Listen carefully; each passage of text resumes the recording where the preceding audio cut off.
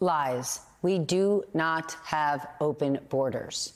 Donald Trump, though, he is not the only Republican spreading fear about immigration at the border. Right there, his allies are wasting no time echoing the former president. But there is a new report out. They're not talking about it. And it tells a very different story about immigration and most specifically our economy. According to the latest data from the Congressional Budget Office, increased immigration to the U.S. is expected to drive economic growth, boost federal revenues, and shrink deficits over the next decade, something Republicans traditionally would like. So let's discuss. I want to bring in Victoria DeFrancesco Soto, Dean of the Clinton School of Public Service at the University of Arkansas and an MSNBC political analyst, and Tim Miller, host of the Bulwark podcast and the former communications director for Republican Jeb Bush. Victoria, immigration has become a lightning rod issue. Americans across the political spectrum are angry about illegal immigration. Should the Biden campaign be using this report to turn the conversation to immigration is good, but we have to fix it? Stephanie, this report and hundreds of other reports. Just last month, the Federal Reserve Bank of Kansas City came out with pretty much an identical report that had it not been for immigration, we would have not seen a cooling down, that slight cooling down we've seen within the economy, right? So this is critical to seeing that recovery. And beyond that, Stephanie, I want to take a step back and paint a demographic picture. Since 1971, the United States fertility rate has been going down, and it is currently at a record low. There was a slight bump during the pandemic, but we're back to that downward spiral. We're to the point where we're not replacing ourselves.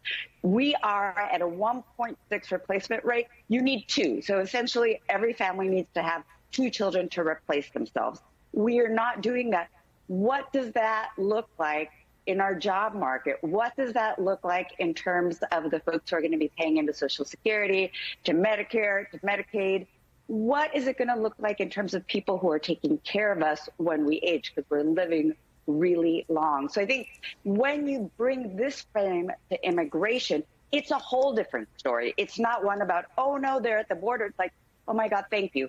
Please, we need to incorporate you to bring new life and blood into our economy.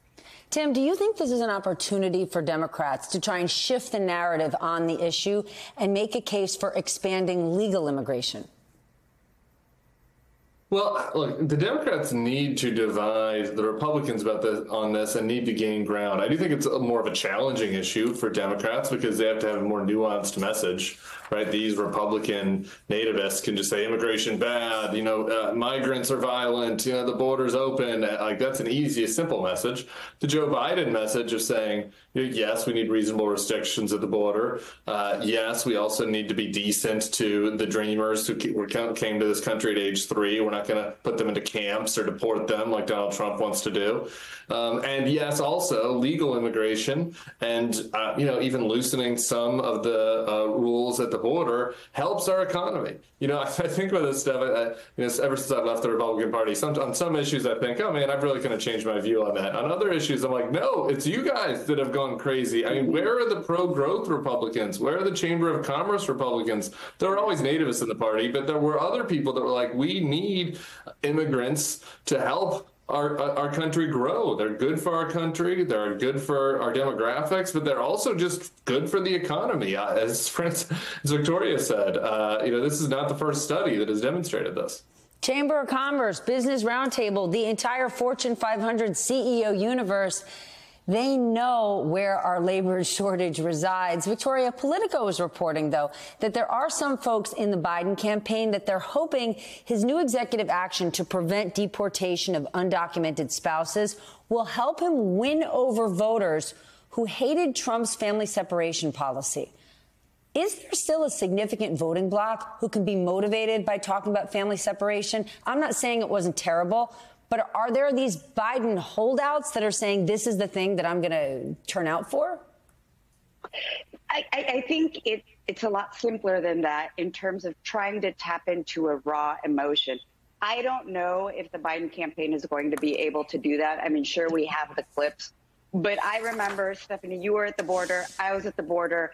seeing what happened was something that just rips you inside.